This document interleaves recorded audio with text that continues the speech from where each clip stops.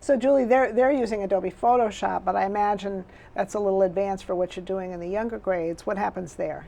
We have a couple apps that are similar to Adobe Photoshop in the younger grades. One of our favorites is ArtRage, and ArtRage has all of the traditional tools that you would see, or all of the tools you would see in a traditional classroom. So there's a couple kinds of paint brushes. There's a watercolor brush that really bleeds and mixes and simulates very well a watercolor brush. There's an oil brush that gives you the texture of oil paint, and a palette knife where you can mix it. And it also has layers so the students can bring in layers where they draw a background, and they absolutely love that. They put a layer on top, and now that background is protected, and they continue to work on their artwork, not having to worry about making mistakes on the part they've already completed. So that layer capability is really important. We have apps that do symmetry and kaleidoscope effects. We have filters that students can put on their photos to get special effects.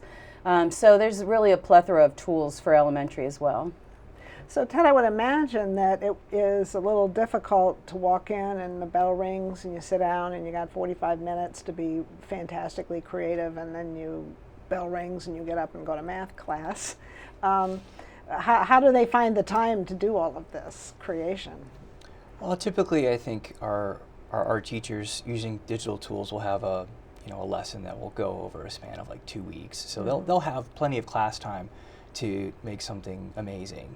We see evidence of that all the time in our art shows and at the schools when I'm visiting. So, but they also, if some of our students work a little bit slower, they're more careful with their creative choices. They like to try different things. So if it's taking a student a little bit longer, we do have an enterprise license that our referendum funds allow us to have, and the students can actually log in using their same R2D2 information and use the product from home. Oh, wow. It's paid for. Mm-hmm. Do the younger grades have that option as well? Well, the younger grades, we use a lot of applications that are free, and those applications can be used on cell phones at home or tablets at home. So they do have that opportunity as well to extend their learning. Yeah.